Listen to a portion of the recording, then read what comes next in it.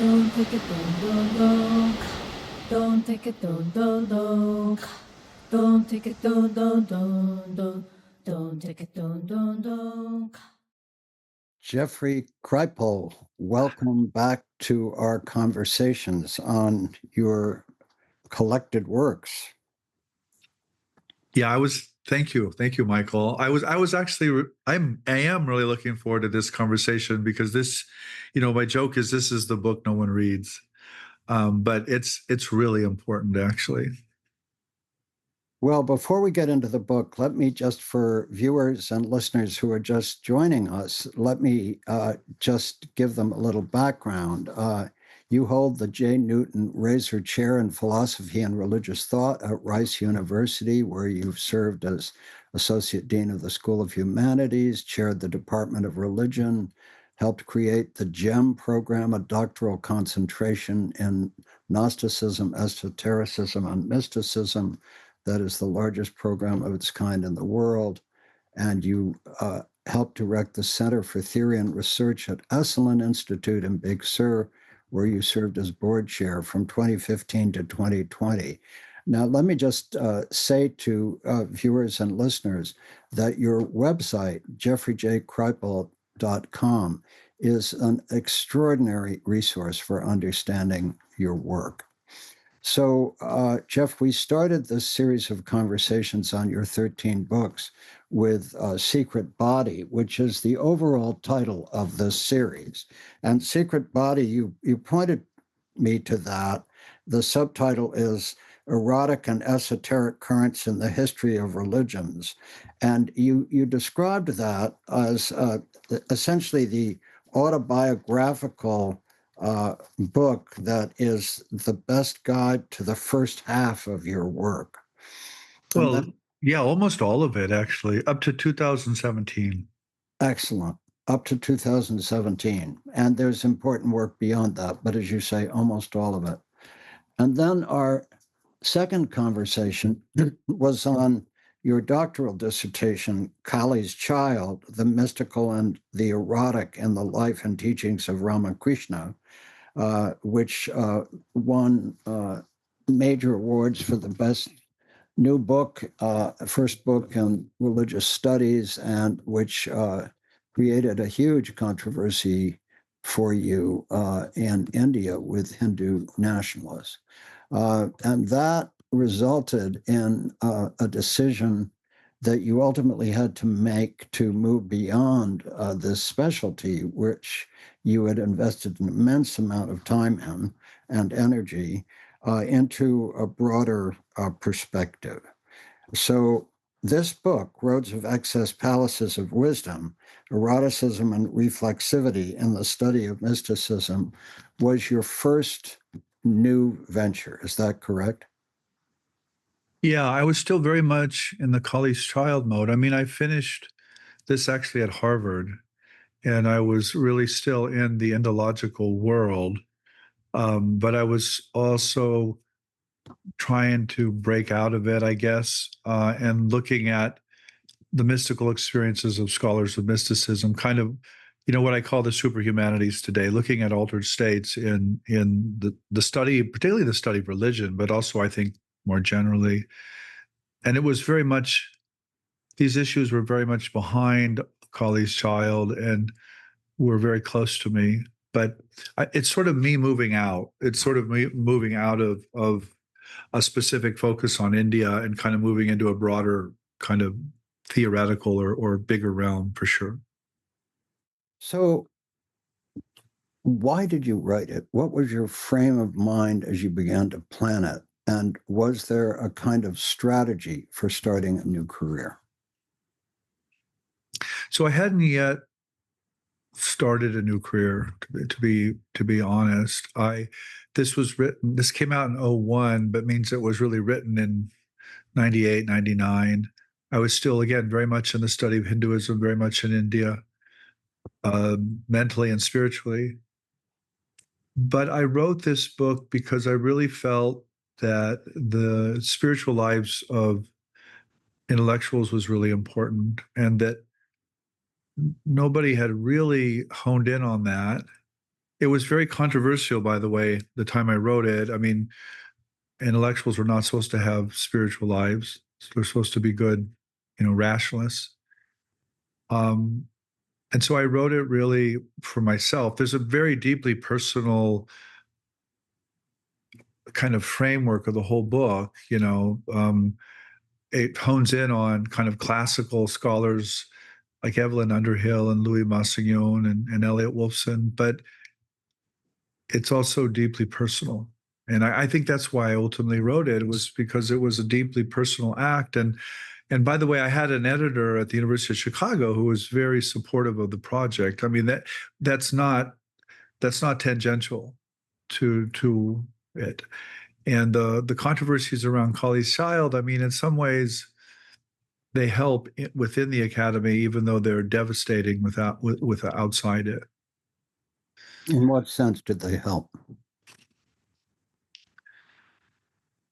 I mean, the sort of joke I use is they give you street cred, and by which I mean being a harassed or targeted intellectual is not entirely a bad thing. I mean, it sometimes has really bad consequences in the academy as well, but intellectuals and scientists and people inside the academy understand perfectly well that work that is targeted isn't necessarily wrong. It's just really important.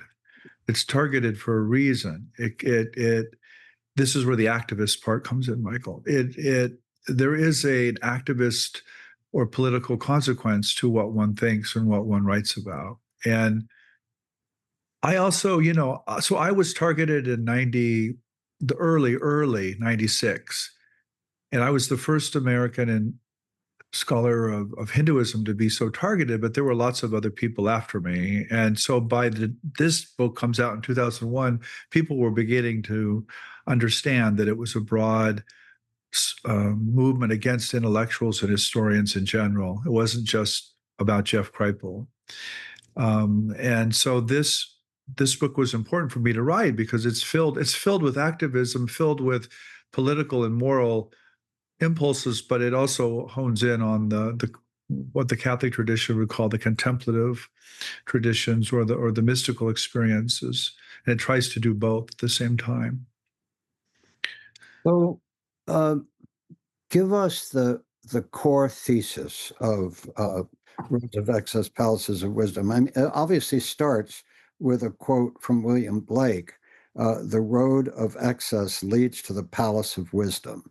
And in fact, the frontispiece is from Blake. Yeah. And Blake is your kind of guide, right, in this whole thing. So Blake is very central to you.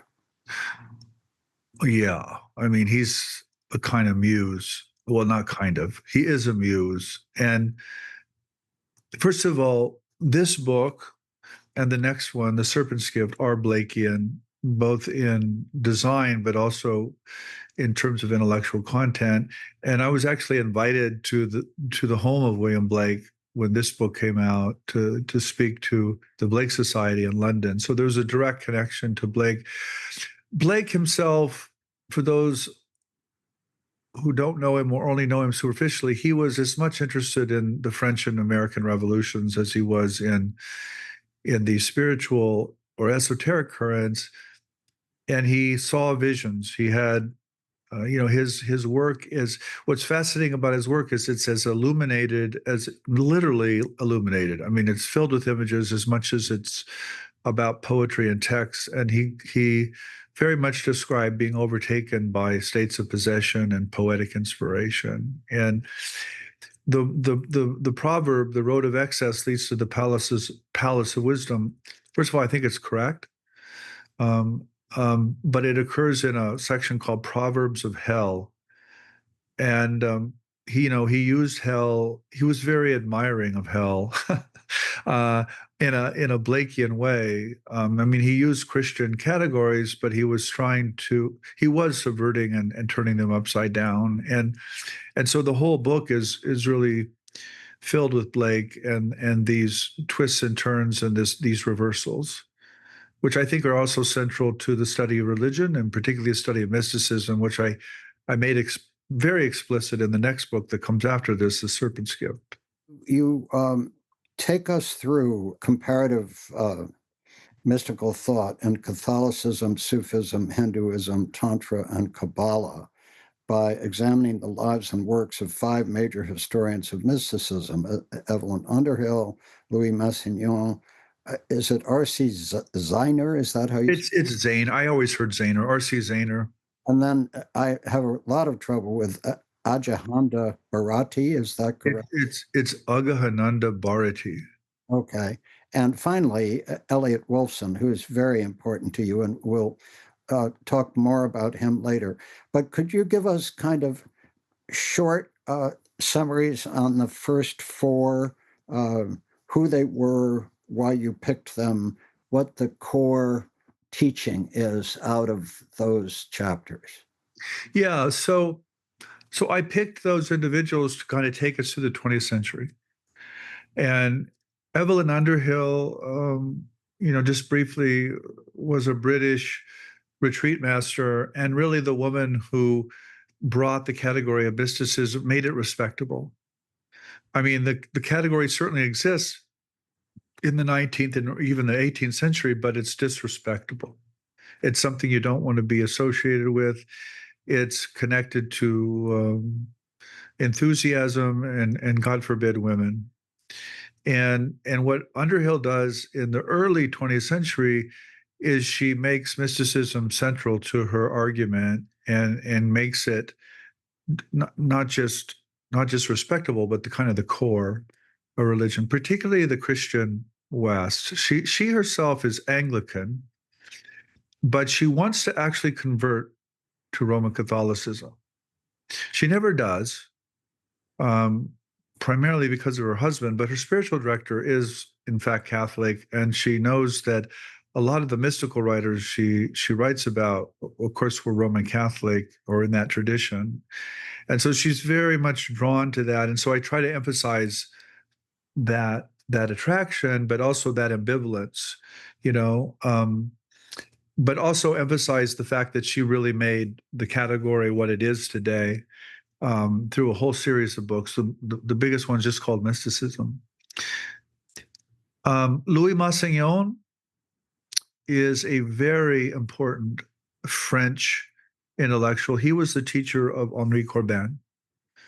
And Massignon was fascinating to me for a number of reasons. First of all, he was very much an anti-colonialist. He was very much posed against the colonial enterprise in North Africa of the French. But he was also himself, I think we would say non-binary today. We said bisexual when I was writing this tome. And he had he tried to commit suicide, I think because of his sexuality. And he was intervened or encountered Al-Hallaj, who was murdered in the 10th century, by the way, and by the Orthodox Muslim intellectuals who found his teachings horrific. And so Al-Hallaj is really central to Louis Massignon, and I think behind Corbin and this sort of linking of anti-colonialism and mystical experience and a kind of queer sexuality is really important to me. I think it's not accidental. The next chapter, in some ways, is I think it's the funniest. R.C. Zaner was the teacher, or one of the teachers of my own teacher, Wendy Doniger. Wendy did a PhD under Zaner. He was at Oxford. He was, by the way, a spy for the British government in what was then Iran or Persia. He was also very gay and very conflicted about it, very Roman Catholic. The joke was he wore his ties based on the liturgical season. I mean, he was very, God, he was funny. He was funny as hell in print, and he just wrote a ton. And he was also deeply bothered by Aldous Huxley, by the way, and the whole early psychedelic turn. And there's a hilarious scene in one of his books in which he takes mescaline at Oxford and has what is essentially a bad trip or an absurd trip, and writes about it and says, "Oh, Huxley's full of shit, and here's what actually happens." And it's just, I love R.C. Zaehner, and that he was so conflicted. And he, by the way, loved Charles Manson, of all people. He was fascinated, obsessed, really. By loved, I mean he was obsessed with Charles Manson, and called into real question this mystical emphasis on unity, because he felt it could go either way morally. And Manson was his kind of test case. And I spent a lot of time. I even traveled to Wolfson College at Oxford and looked at Zahner's books and his Marginalia, and which is hilarious too, by the way. And I wrote that chapter on him. I think it's really at the core of this book, because it's this sort of struggling with male sexuality and mysticism and morality, and it just kind of politics and espionage, and I mean it just goes on and on.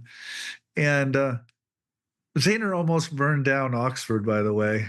He came back from a trip to California and probably had too much to drink, and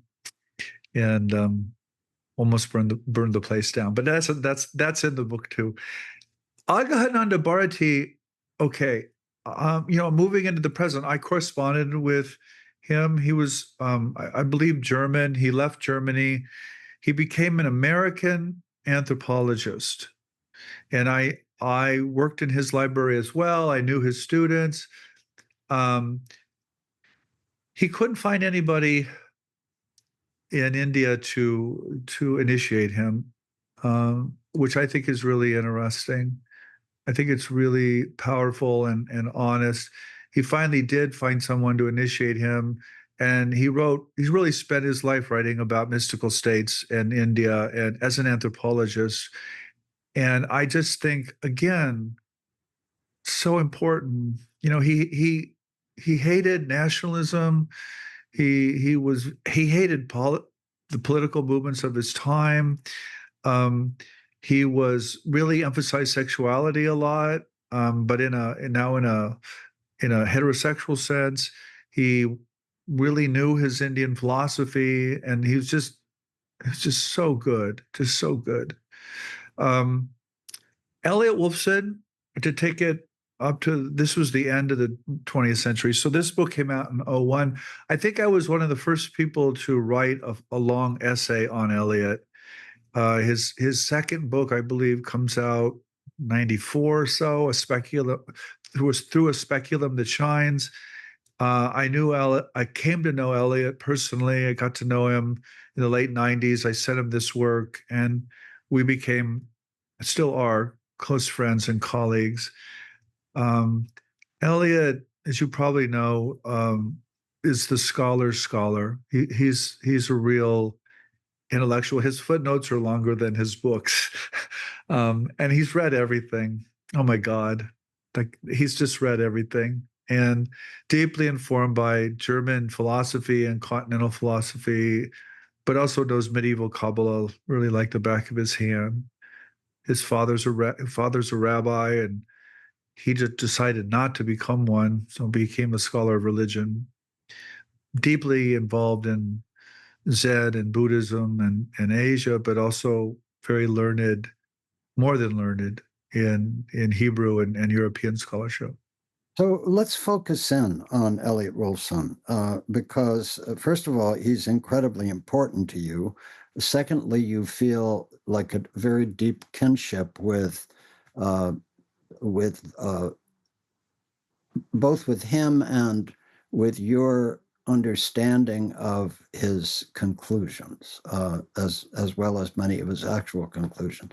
But take us more deeply into your chapter on him and why you think he's so important. And the reason I choose to focus on Wolfson is, first, he's a contemporary. Yeah. Secondly, he is dealing with Judaism and Israel. Yes, he is. So that is a very profoundly important topic, both for Jews and non-Jews. So I think it's a useful focus for a piece of this conversation. Yeah, I mean, even in this book. So again, this book is '01, so it's 24 years ago. It doesn't shy away from politics or morality. I mean, it hones right in. And there were many reasons. There were many reasons I focused on Wolfson in the mid '90s.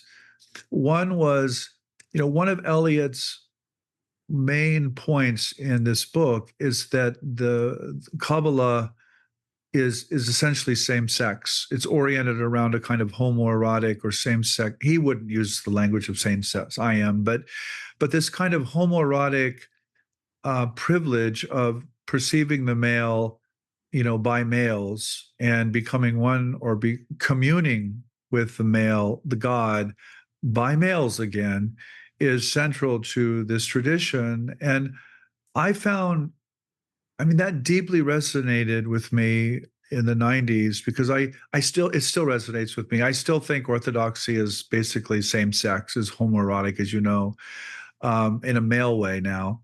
Uh, and I also found what Eliot wrote later about Christians and Muslims and Buddhists and Hindus. I just found it spot on. I just was like, wow, this is somebody who really understands. And in his later work, where Eliot moves, is he thinks that there's some kind of, well, and I do as well. He thinks that there's some kind of core. I don't want to speak for Eliot, but I guess I am here. He thinks of God in the Kabbalistic tradition, really in Buddhist terms. There's a kind of nothingness or emptiness there, but it's a pregnant emptiness. It's a fullness too, and that people are naive who think about God or believe in God in an external or objective way. And so the Kabbalistic tradition for him is this sort of both and. It's definitely that Jewish conception of monotheism on the outside, but it's this internal, much more mystical or Buddhist sense of deity on the and humanity on the inside. And I just think Eliot is right about that. I mean, I'm not Jewish. I don't read Hebrew. I mean, I've written about Eliot on these lines. I'm like, well, how is it that this work speaks to someone who isn't in the tradition and doesn't know these texts? But it does. It just does, Michael. I think Eliot's work is profound, and I think it extends far beyond Judaism to the whole history of religions. And I tried to say that in this essay. Eliot himself sticks within medieval Kabbalah in a very rigorous kind of academic way, but I think his work speaks to a much broader audience. And this book in particular, Through a Speculum That Shines, it's very much about the image and about the body of God and about how one envisions God and how that both reveals God but also conceals God. There's a kind of dialectic there of revealing and concealing that I personally find very powerful. And he is constantly warning me away and warning us away from the vision or the apparition as signaling something else. One of the arguments of this first book, or this first big book, is that interpretation is revelation. Revelation is interpretation. They're not distinct. And that's a powerful lesson that I don't think we've learned yet. I think we still operate with this idea that I don't know what we think. Interpretation is somehow secondary, and it's a reflection back on experience, and of course it is in some ways, but it's not. It's also key to the traditions. Wolfson talks in some depth about the seven veils, or whatever the word is in Kabbalah. And your last chapter is about the seven palaces of wisdom. I'm jumping ahead here, but I think it's a useful thing to do. Walk us through, since the roads of excess obviously are what some would call, left-handed tantra and all that. It's the breaking of codes in all kinds of different ways. But those roads of excess lead, like the homoerotic is a road of excess, and that it's a breaking of taboos. But the roads of excess, whatever they are, lead to, in your view and his view, as I understand, the palaces of wisdom. So can you walk us through those 7 palaces? Well, what are they, Michael? I mean, I can go to the book, of course, and see what I wrote. When I read my past stuff, I'm like, wow, that's really Okay. good. That's really good. Let me do that for you, and we'll walk through them together. So the first palace of wisdom, I'll read through them all, and then you can comment. Okay. This palace of wisdom is excess, and then the second palace of wisdom is absence. Then the third palace of wisdom is art. The fourth palace is the erotic. The fifth palace is ethical criticism. And then the sixth palace is paradox. And the seventh palace is hermeneutical union. Yeah. Yeah. And so those are all themes that stay with me the rest of this short life, for sure. Right. So how am I helpful to you in recalling any more about that in order to walk us through them? Well, that's perfect. That's great. I can certainly talk about each of those themes. I mean, I think they're all true. Yeah. I think those are indeed palaces of wisdom, and I do think the road of excess leads here. I really do believe that. Right. So one of the things in the first palace, you say Evelyn Underhill and a whole host of modern followers may wish to believe that mysticism is practical, that it can be easily adjusted to normal mundane workings of the human mind. But the historical record, if the historical record means anything, we can only pronounce an excessively so, such a perspective hopelessly rose-colored and naive. So essentially, in your chapter on Evelyn Underhill, whose book on mysticism was very powerful for me, and I drank the Kool-Aid. Right. I mean, one of the things. Let me just do a little riff here. Reading your work is deeply transforming my consciousness, which is, in a sense, your thesis about the interaction between text and reader, and how the text transforms the reader, who in turn transforms the historical memory of the text, right? So, Yeah. me reading you, reading other historians of religion in a profoundly transformative way. I mean, it calls to mind Harold Bloom's work and his basic thesis that great work takes on and transforms prior paradigms. And it seems to me that's what you are doing in this book and thereafter with the scholarship on the history of religions. You are profoundly transforming it by focusing on the inner life of the historians of religions as they respond to the text. And thereby, you are transforming the future perception of those historians of religion while interweaving that with your own psychobiographical transformation. Yeah. That's a really good summary of everything. Yeah. That's what's going on, and it's Yeah. going on profoundly for me. So I drank the Kool-Aid on Evelyn Underhill, and this book, I mean, your whole oeuvre, but this book is really transforming my understanding of mysticism. Mm-hmm. From its early, I mean, you take it back to the original meaning in Greek of what is it, mythos, or what is Mystikos. mystikos, which meant secret. Is that Yeah. right? Yeah. Hidden or secret. Uh-huh. And it remains sort of adjectival until what century, when it becomes a noun? It's really the 17th century when it becomes mysticism in French thought, and it's very much poised against orthodoxy at that point, and becomes non-traditional. Right. And then William James is critical, right? Yeah. What is his contribution?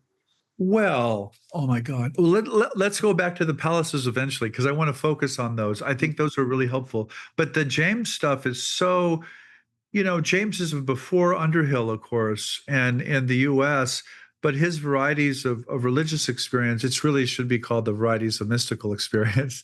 But he's the one who really makes mysticism a central category in the US and in modern psychology and philosophy and the study of religion.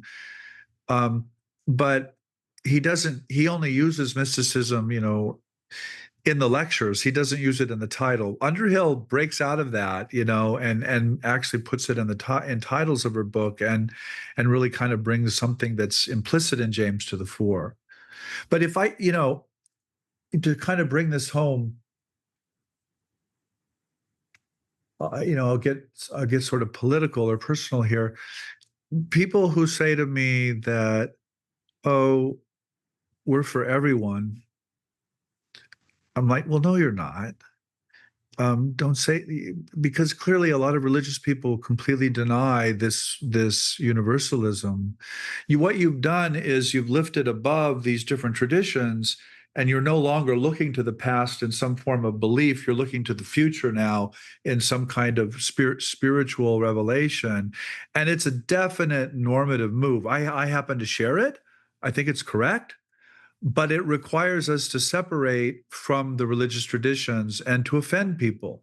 We end up offending people because we're looking towards the future for a fuller revelation. We're not looking to the past for some revelation or some identity. And that's a normative move. And I want people to be conscious of that and more responsible about that, and I think, more reflexive about it. And I think James helped us to do that. I think he was definitely moving out, in terms of the traditions. And Underhill helped us again in a different way. But I don't think we're there yet, obviously. And we will come back to the palaces, but staying with this for a minute, this move, which you say a normative move, which is in philosophy, it's called a move or whatever. And it's clearly normative because it does offend a lot of people, but you move above it, and therefore you move into all these different perennialisms, right? Yeah. You move into this, truth is one, paths are many, view, but you also are justifiably critical of naive perennialism. Yeah. Say more about that. Yeah, I'm not suggesting. I think there are sophisticated forms of perennialism and there are unsophisticated forms. I think, for example, what almost no one observes is that when Aldous Huxley wrote The Perennial Philosophy in 1945, he's coming out of World War II, Right. and he himself is a pacifist. Mm-hmm. And the perennial philosophy is very, very political because it's poised against these nation states and their religions and violence that ensues. So perennial, and Huxley, as he moved on or as he developed, perennialism then gets combined with psychedelics, and it becomes this sort of lifting above the traditions and being critical. And there are religious traditions that prevent this perennialist move, and there are religious traditions that encourage it. So I want to just observe that, and I also want to observe some of the moral implications or moral problems with perennialism that someone like R.C. Zahner was very much about identifying. To bring it home, Michael. I mean, so I was asked by one of my colleagues here in sociology to speak to a bunch of evangelicals, really to debate an evangelical minister. And I gave this address. By the way, I love evangelicals, and I love particularly intellectuals, because they can have this conversation, and they're not persuaded, of course, but they're also not put off by the conversation. And I gave a talk called The Chess Game. And I talked about exclusivism, inclusivism, and pluralism, but also why they're all not helpful or not persuasive in the end. And the bottom line is, when you play a chess game, there are black pieces and white pieces, and someone's going to win or someone's going to lose, or maybe you'll draw, but you're playing this game. And my argument was, well, what if you don't like the game anymore? What if you just want to stand up and say, I'm not playing that game? And what if the religions are not many paths up the same mountain, but they're actually different mountains that we ourselves are constructing? We're making the mountains, and then we're walking up them, and then we're saying, oh, we're at the top of the mountain. Well, you just made that mountain. I mean, you didn't just make that mountain, but your ancestors and your tradition and your culture and your language did. And now you're at the top of it, but it might be a very different mountain than someone else is on top of, and the sort of background of that is all those mountains are coming out of the earth of us. We again, the human being, this is the seventh palaces of wisdom, that we created those. We did that. The hermeneutics and the religious experience, and by that I don't mean that reductively. I think we did that in relationship to the broader universe, but I think that's really where we're led, that kind of radical pluralism, but also that radical monism that's sort of behind the pluralism, if that makes any sense at all. Just a parenthesis here. The word hermeneutics is very central to you, and a lot of people don't know what it means. Can you? Yeah. Yeah, I mean, it literally means something like Hermes process, but it means interpretation. Okay. But it's not interpretation, a kind of second order. I'm coming in and I'm interpreting someone else's or my own experience. It's that you are creating the reality as you are interpreting it. The example that Eliot always gives, he calls it the dream interpreted within the dream, that the dream itself actually doesn't mean anything until the dreamer or the dream interpreter comes in and gives it a particular meaning, and then it means something. And it's not to say that there's no meaning in the dream. That's not what the argument here. It's that the observer or the interpreter somehow has a role in bringing the specific meaning out and making it actual in the world. Now, this metaphor that we're not all climbing the same mountain, we're climbing different mountains that we construct, that concept in your work goes far beyond the history of religions and becomes a construct for inquiry into the nature of consciousness and the cosmos, right? Yeah, really everything. Yeah. Right. And it becomes whatever you want to call panpsychism, or for those who don't like philosophy of mind titles, all the sub-variants. You like the dual aspect monism version, the Platonic version, but either in the Platonic version, consciousness is primary, everything else is a vibrational step down of consciousness. In dual aspect monism, there's a unknown substrate from which consciousness and the material world arise, right? Yes. And therefore, our thoughts are actually constructing reality constantly. Is that right? Yes. And so, I mean that physically, Michael. I don't mean we're just making shit up and we're just, we're walking around in a mental world. I mean, no, you're actually determining how the physical world appears, right, as you observe it, as you engage with it. Right. So here's a fundamental question which you wrestle with in this book and throughout your work, which is, you conclude, you just talked about it with Charles Manson as an example, that the mystical state is either amoral or transmoral, that ethics, is a later development. But the great religions of the world, what they do, even if their genesis is mystical and could go in any direction, they encode ethical constructs for large communities of people Right. to live by, right? Correct. So, in the sense that the historian of religion of the kind that interests you is deconstructing all of these religions and then asking in several places, but in your comparative religions textbook, how do we pick up the shards of the remnants and construct something which might someday be a religion beyond religions, right? Right. But where does that leave? In other words, I think you say this, that is a very elitist concept, at least it seems to be an elitist concept.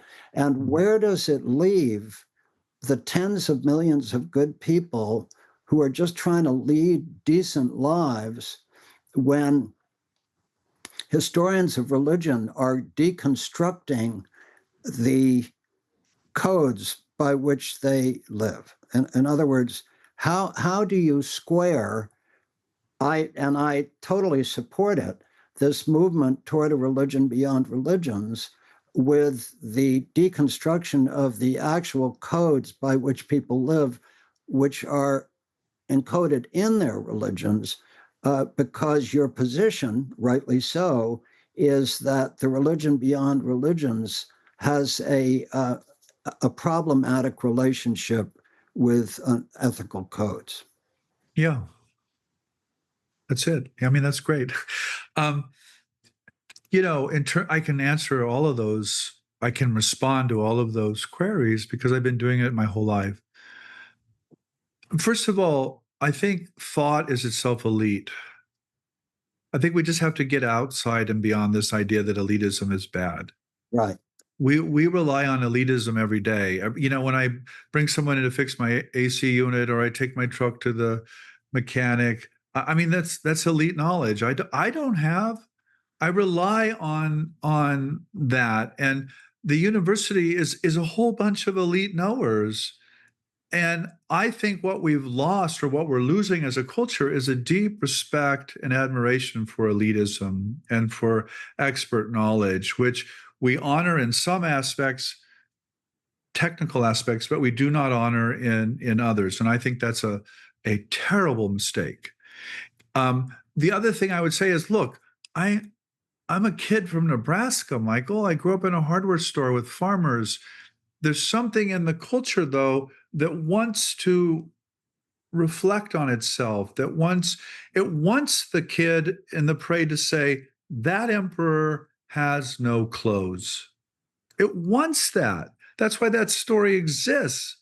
So there's something remarkable about human culture in general, that it does deconstruct itself. And I think that's a good thing. But what has happened in modern intellectual life, which I think is a mistake, is that it ends on the deconstruction. And it never asks, well, deconstruct it out of what? And who's doing the deconstruction? Of course we are. And so I want to push the question back, and ask something deeper about the deconstructors, which is what this Roads of Excess, Palaces of Wisdom book is about. And I want to say, well, we can deconstruct Wednesday, or we can deconstruct Christmas, or we can do this, and we should, but there's something deeper to it all that we need to struggle with. The other thing I will say, just in response to your question, is that people suffer because of these worldviews. I mean, human beings really suffer because of the public traditions, because of the cultures they're in. And I certainly want to align myself with the people who are suffering and not not the cultural or religious traditions, which I think are the problems here that we need to get beyond.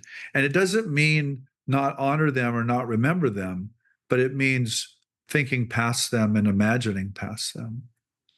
Well, I agree with all of that.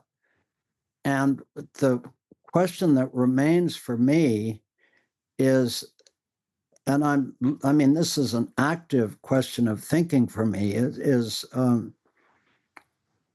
what about all the people who they may be suffering, but their suffering is less with a collective Yeah. and moral code, Yeah. is in a world where they perceive that the acid of modernity has destroyed all moral codes. Yeah. No, And I get anything goes. I get it. You know, there's like a profound sense that what we're offering is a relativism. And if there is a, you know, sophisticated perennialism that we can climb up to past the false perennialisms, it's going to be a climb that the car mechanics and so on are not going to be able to make. So, you know, Well, where do we leave them? okay. So first of all, the car mechanics and the AC experts, they do have these experiences. Yeah. And they shut up, Michael. They don't talk about them because they don't fit into these worldviews that are being, I think, fetishized or absolutized in some way. My own views are that ordinary people have extraordinary experiences all the time, and it doesn't matter what your profession is or who you are. But what happens in culture and religion is that some of these experiences are suppressed and some of them are expressed. And, you know, the moral codes, you know, moral codes are fine. Okay, let me put it this way. If I want a big parking lot for a church in Houston, I'm going to preach something exclusive. I'm going to say there's only one way to God, and here it is. That's fine if you're in that church or that parking lot. It's really problematic if you're trying to run the city. It's really problematic if you're trying to run the state or the federal government. I mean, I know we err on privileging those positions, but it's super problematic because the moral code can work on one level, but it doesn't work on another level. That's what I'm trying to say. And I'm a moral person. I'm not a relativist, you know, but I want us to be honest about what the problems are with our systems. And I'll give you a contemporary example that maybe we've already talked about. So I have experiencers all the time talk to me about abduction experiences or entity encounters. And these entity encounters are often violent and bad and highly sexualized, by the way. But they're ultimately good, even for the person. So it's like, okay, if we talk about ethics and morals on one level, it's bad. But if we talk about ethics or morals on another, it's good. So which is it? Well, it's both. You know, so moral codes can certainly exist on different levels, but they also can change dramatically. And I think what we're going through personally is we isolate and identify moral codes with a particular culture or religion, and we're learning that all human cultures or traditions have moral codes, but they're different moral codes, and they cause people to suffer, particularly when they're put together.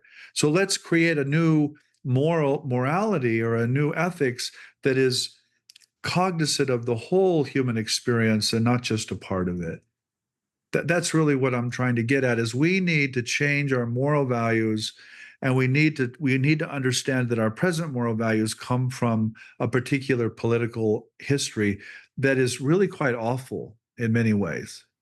Are you hopeful about the human capacity to create such a collective moral code? I get asked that all the time. Okay, let me give you a really concrete example, and then I'll tell you whether I'm hopeful or not. So take the ritual practice of kneeling or bowing. Well, we associate that with religion, but its origins actually lie in politics. You kneeled and bowed to a king so you didn't get your head cut off. So now we bow down and pray to a king in the sky, essentially. So we've just taken our politics and we've projected them into the sky, essentially. Or we've taken the politics and morality of our ancestors, and now these have become religion. So that's how deep I want the criticism to go. Now, am I hopeful? I'm not optimistic, but I am hopeful. Yeah, that's a great distinction. I use it all the time.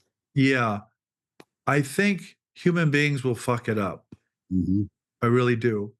But I think there's also something in the human spirit that ultimately knows and ultimately is at one with this larger cosmos, and it is the barometer. It is the moral compass, to go back to our earlier words.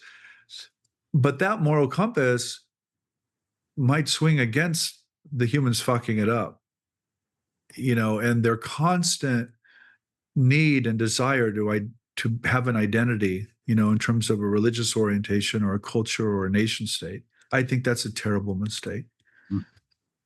So that's the position, Michael. It's like, okay, Yeah, I hear it, and I empathize with it deeply.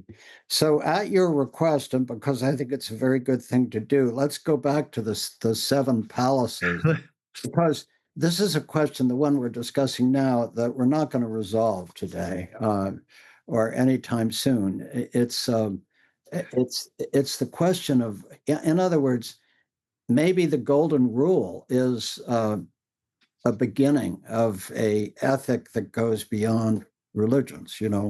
I think so. My language is, this is a conversation. This is not a conclusion. Right. Exactly. People want conclusions, though, Michael. They want certainty. And I'm like, no. Certainty's bad. Don't go there. So, and partly we're going over pieces of the earlier part of this conversation, but the road of excess in the history of mysticism and 20th century history, study of mysticism, are nothing if not histories of indeterminate, open-ended excess. So there's a lot of excess around right now. And so that's your first palace. And you kind of deconstruct Evelyn Underhill because she tries to make mysticism practical and, useful, which, by the way, I really bought. I mean, I got it from Integral Yoga, Yeah. and a lot of different places try to situate mysticism as you meditate enough or you do whatever, you take psychedelics enough, it will lead you to a positive evolution. Yeah. So they try to domesticate it, but you want to situate palaces of wisdom coming out of roads of excess. So first of all, I want that evolution too. I want that healing impulse as well. But the reason I chafe a bit or a lot against phrases like the integral, which I do, is integration is not the goal in a lot of these traditions and practices. And a lot of it, well, all the extraordinary experiences I know of that change human lives, none of them happen in health or wholeness. They all happen in disintegration and trauma and suffering. And when people say to me things like, well, the paranormal is normal, I'm like, oh, don't say that. Mm. It's not. You're not going to notice it if it's normal. It's not going to speak. It's not going to be able to change a person. It's only in those extraordinary moments that it it starts to speak and it starts to mean something. And paranormal experiences are exotic and they're often absurd, but they're trying to catch our attention, and they're like, listen to me, like, listen. And so that's what I mean by the road of excess is the exotic is, and this goes back to James, by the way, who also, he even had a phrase, something like, it's really the exotic or the extraordinary that teaches us. It's the implication that we learn a lot more in the extreme than we do the normal or the basic. Yeah, that's basic to James. It's also basic to modern science too, by the way. Modern science is basically about doing violent things to nature and then seeing what happens. I mean, and with extraordinary instruments that you and I, we don't see those things. We don't know. But you have to have some extreme situation to tell you something about reality. The Huxley, the image of Huxley is, and scientists tell me that this isn't quite right, but you don't know that water is actually oxygen and hydrogen put together until you do something really extreme and you have to do more than boil it, by the way. You got to do something really extreme to it. Then you figure out, oh my God, it's hydrogen and oxygen. Well, you didn't know that until you can stare all day. You can be in the water all day. You will never know that it's two gases, that are essentially glued together by these forces until something violent and traumatic happens to it. And then, and only then, and you have the right knowledge, by the way, the right elite knowledge, only then can you know that they're separate. And this is how Huxley talked about the body and the soul. You don't understand that a human is really two until you do something really extreme or violent to it. And then you understand. Then it becomes obvious. And that's where trauma comes in, big time. Yeah, big time. So the second palace is absence. Say a little more about that. Well, this is a very postmodern kind of phrase. This is the deconstruction. This is the idea that emptiness or nothing is not nothing or emptiness. It's not empty. There's something about it that is really powerful and eminent, to use the language of one of my teachers. It's not, absence is not nothing. It's not a removal of something. It is a something, if I can be paradoxical. The paradox is another palace, I know. Did we talk about the joke about nothing? I don't think so. Oh, well, mystics and nihilists both say everything is nothing, but the mystics capitalize it. And I think that captures perfectly. Absolutely. So it's, as you said before, it's a pregnant nothing. Mm-hmm. Yeah. It's a full nothing. So that move from the excess to that absence is the second palace. And the third palace is art. How does that work? Well, a lot of these extreme experiences of nothingness appear as images.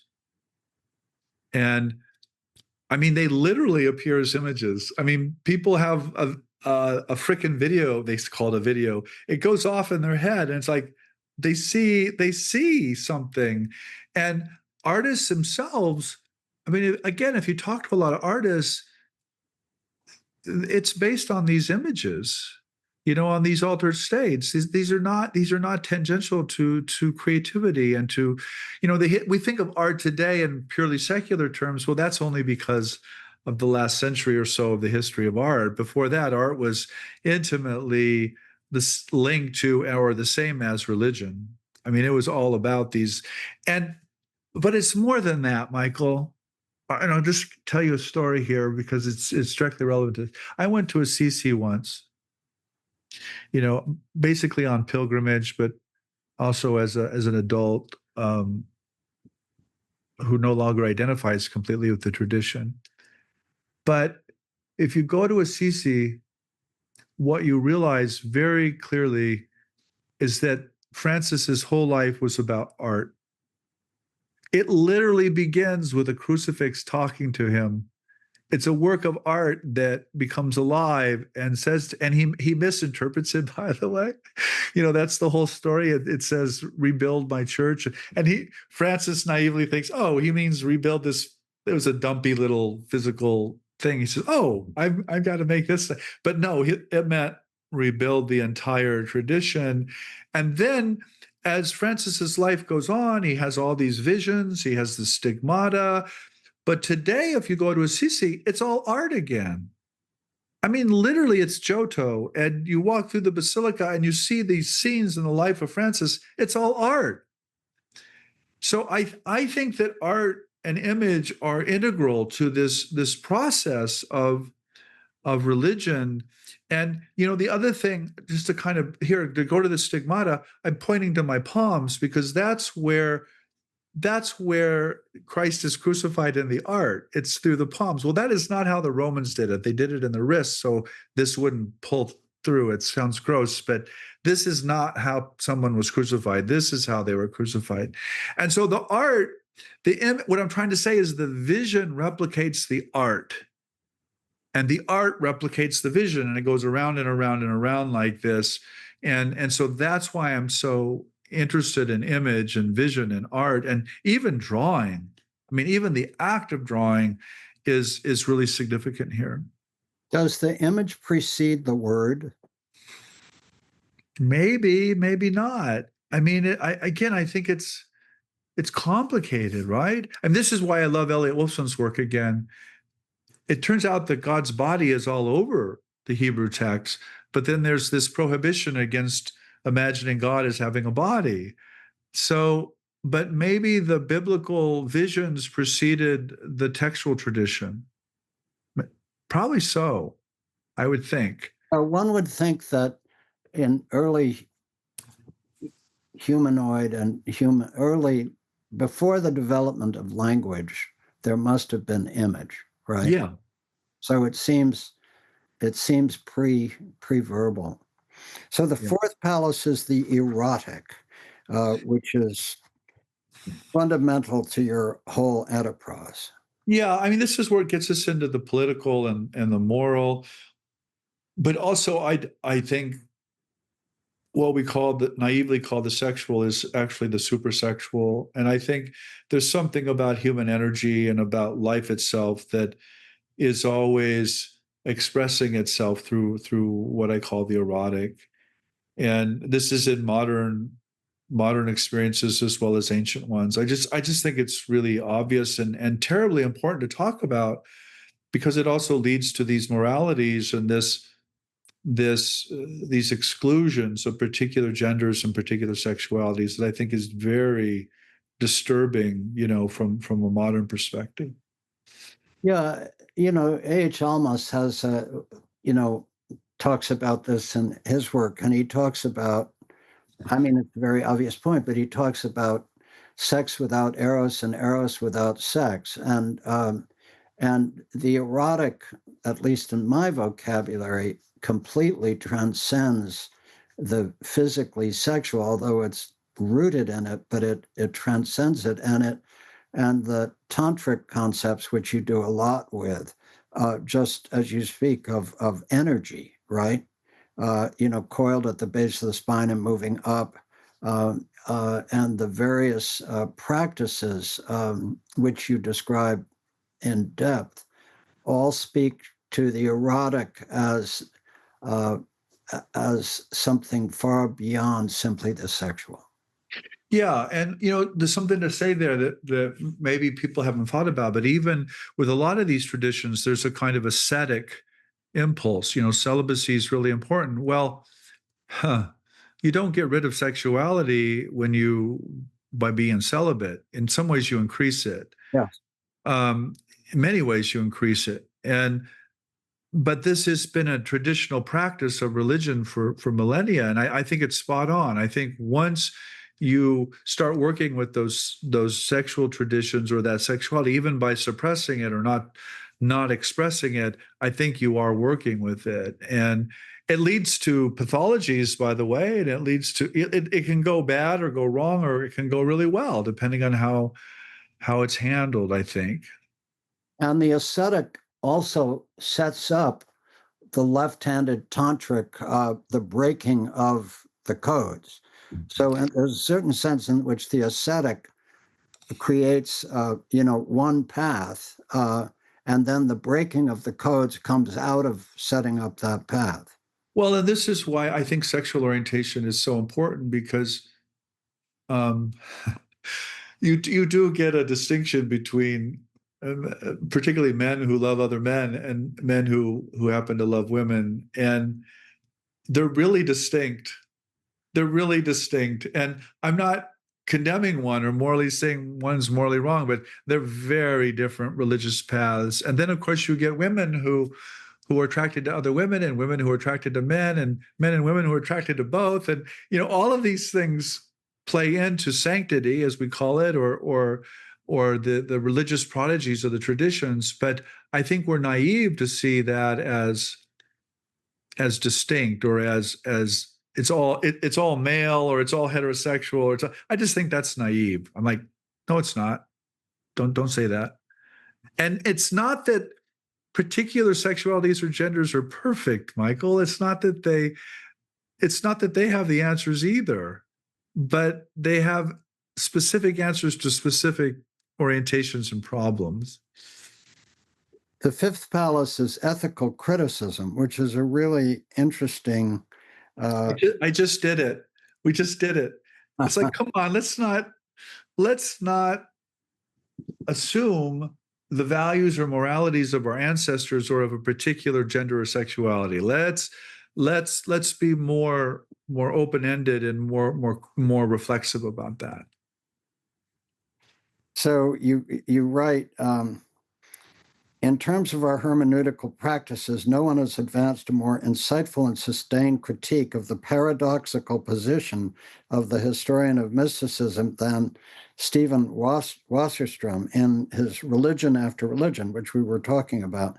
Wasserstrom's concerns are many, but they can be crystallized in two major points. The first is that the comparative nature of the historian's methods lands one squarely outside any and all traditions in an overly abstract, pseudo-transcendent space that claims to speak for all religions, but in fact speaks for none of them, lacking as it does any solid grounding in history, scripture, law, or community.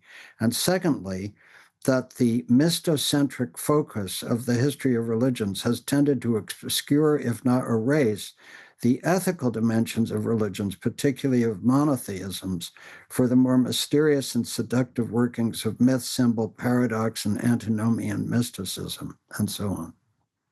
Well, I mean, so Steve's work, I mean, I don't want to speak for Steve, but he's very much critical of precisely this mystocentric focus. I'm much more aligned with the mystocentric focus, Michael. I'm Steve's conversation partner there. But I think that's a really important and accurate observation that I think we need to struggle with. I don't want to dismiss them. Like, yeah, that seems right. And Eliot, by the way, is really in the middle of that. He's not Steve Wasserstrom, but he's not Jeff Kripal either. He's trying to apply his boat, as it were, through these waters, and address the ethical and moral issues, but also address the underlying mystocentric nature of thought, really, thought itself. Let me continue that paragraph because it's so relevant. Examining the lives and works of Gershom Scholem, Mircea Eliade, and Henri Corbin, Wasserman is able to identify a shared idea that he calls a religion after religion, which we were talking about, a paradoxical idea on many levels, a non-religious religiosity, a secular anti-modernism, a meta-rationalism operating within academic discourse. Religion after religion speaks for the mystical traditions they represent from within and without at the same time. Oh. And so you say, this is very helpful to me, that you are more oriented toward the mythical dimension and that Wolfson takes a middle place between the two of you. Yeah. I mean, so Steve is very much aligned with Sholem, there, and very much aligned against Eliade and Corban. I'm much more with Eliade and Corban. I think Sholem was great if you happen to be Jewish, but not so great if you don't. And even towards the end of his life, and I think in other aspects, he really was interested in this sort of religion after religion. And so I think Sholem is complicated, and I think, but like, one of my jokes is why are we worshiping people we read in graduate school? Why did Gershom Scholem have it right? Why did Mircea Eliade have it right? Why did Henri Corbet? Why? Maybe we're the new Gershom Scholem and Mircea Eliade and Henri Corbet. And by we, I mean all of us. I mean Steve too. I mean Elliot too. I mean Jeff too. I mean Catherine too. I mean Lorelei too. I mean everybody. I mean, come on. Why does it have to be? Why did they know everything in the 20th century, but we know nothing in the 21st? I mean, that seems. That's really beautiful. So the sixth palace, and this sounds just perfect, is paradox. Yeah, because I think you're led ultimately to paradox, and by paradox, I mean even something like physics. I mean, my God, the reason we don't understand quantum physics is because it involves subjectivity. It involves the observer. It involves us. I think once we start reflecting on anything that involves us, we're led to some kind of paradox of immanence and transcendence, or the subject and the object. I think it's inevitable. And I think paradox is central. I don't think it's a mistake or a cognitive blip. I think it's where human reason stops, and where reality or God, as it were, starts. Let me again quote you. Philosophically, what I am left with in the end is a kind of paradoxical, cross-cultural, mystical humanism that acknowledges, values, and even seeks out the ontological groundlessness of human being, but that also insists on acknowledging, protecting, and nurturing the social, ethical, and physical well-being of historical individuals, even if this means forestalling, at least for the moment, those mystical truths of personal dissolution and union with the universe, and so on. But then this beautiful quote from the Tao Te Ching, I love this. Heaven and earth are not kind. The 10,000 things are straw dogs to them, sings the Tao Te Ching in a different lang.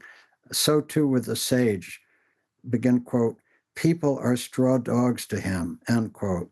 Hence the necessity of asserting our humanity, our capacity for kindness before all three. So, I mean, I deeply appreciate that your fundamental stance is paradoxical. Mm-hmm. It is. These conversations don't end. Mm-mm. And, the trite saying that the question is more important than the answer. Well, yeah, and not because of opaqueness.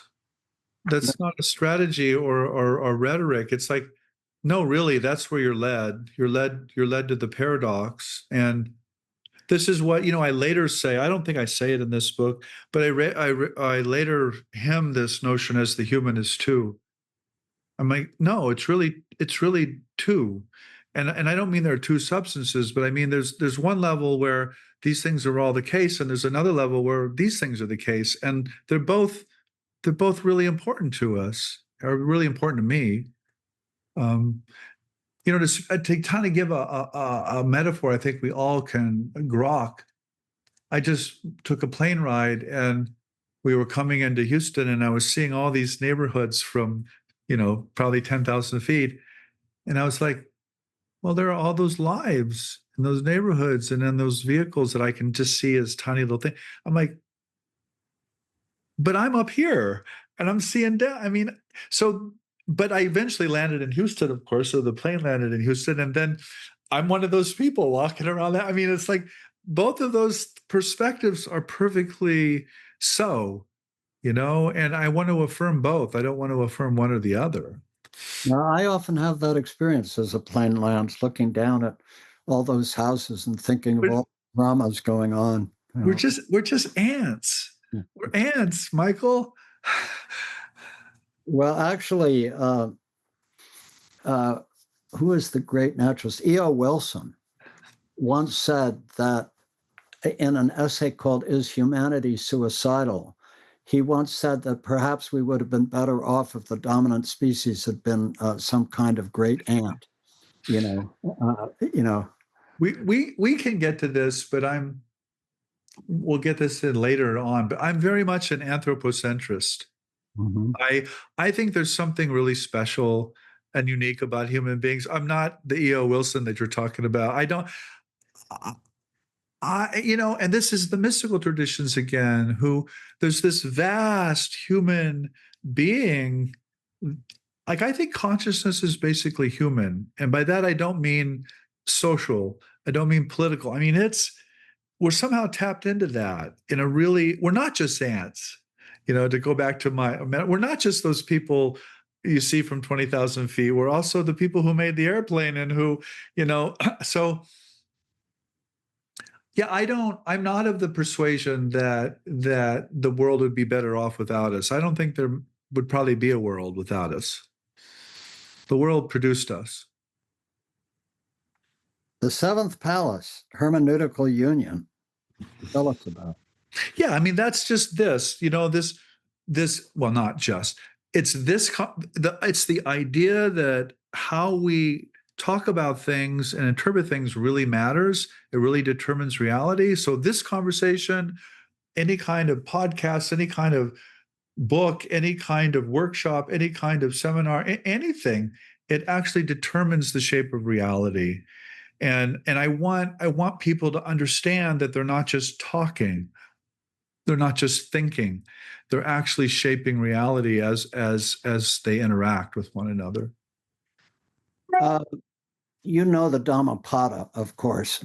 Well, I know of it. I know the text. I mean, I know of it. There's a great translation by Juan Mascara, who was a Spanish mystic, I think. And I just want to quote you the beginning of it.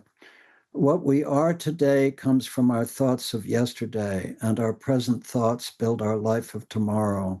Our life is the creation of our mind. If a man thinks or acts with an impure mind, suffering follows him, as the wheel of the cart follows the beast that draws the cart. What we are today comes from our thoughts of yesterday, and our present thoughts build our life of tomorrow. If a man thinks or acts with a pure mind, joy follows him as his own shadow. He insulted me, he hurt me, he defeated me, he robbed me. Those who think such thoughts will not be free from hate. He insulted me, he hurt me, he defeated me, he robbed me. Those who think not such thoughts will be free from hate. For hate is not conquered by hate. Hate is conquered by love. This is a law eternal. So I just love that passage. Yeah. I mean, this notion of love or unity or community with all there is. I mean, I think it's both real, but it's also at the core of a lot of these issues and statements. And it's kind of what I'm trying to work. It's what we're working toward, right? I mean, the road of excess leads to the palace of wisdom. It doesn't lead to a dump, by the way. It leads to a palace of wisdom. We're coming to the end of this conversation, and I just want to say again, here I am, 81 years old, choosing to focus most of my available attention on your work, and therefore absorbed as you historians of religion are in the history of the thought of a historian of religion who is engaged in your enterprise. And so, I can't be, will never be the kind of scholar of the history of religions that you are, but just as a human being with a certain destiny. You know, you talk about how you don't write, you are being written. And I have the same feeling. You know, I'm being written, I'm being read. I am too, as you point out. There is a part of me that is guiding all this, and it guided me to your work. And so the work is transforming me, and therefore, in a certain sense, I'm transforming you, even though the you that I'm transforming, I mean, I have no idea whether the personal you will be in any sense affected, but the fact that we are creating these records of a person reflecting on your work is part of that same enterprise. I think so. Yeah. That's why I was so excited to hear what you wanted to do. First of all, I need to just respond to that. I'm not a normal historian of religions, Michael. I mean, I say that with humor, but I also it's just honest. I mean, I think most scholars of religion operate on a flat land and are very comfortable with the deconstruction. I think there's something after it. But on the other hand, you know, my joke is there are a lot of footnotes. I mean, uh, people are great. I love intellectuals. They do a lot of really good work.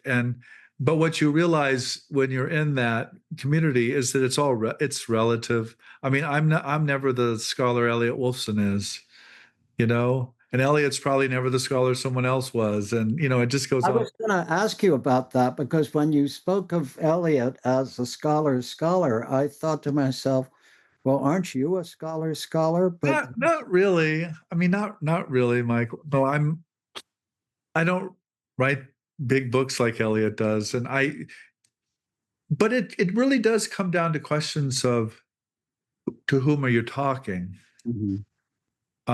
and what is your audience, and I really do care. I mean, I know Elliot does too. I'm not speaking for him, but I think that the study of religion deserves this huge audience.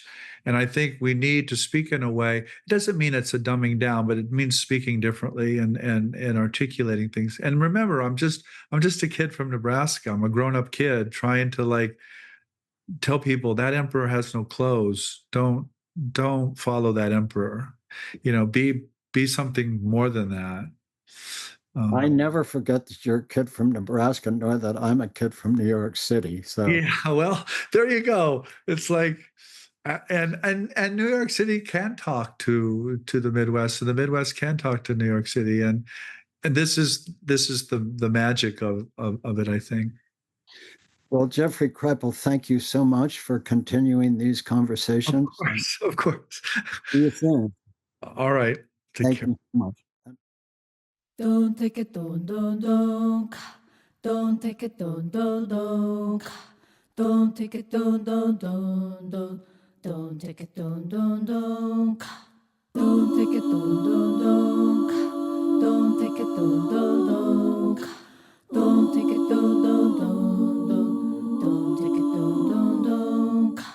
the river is a healer.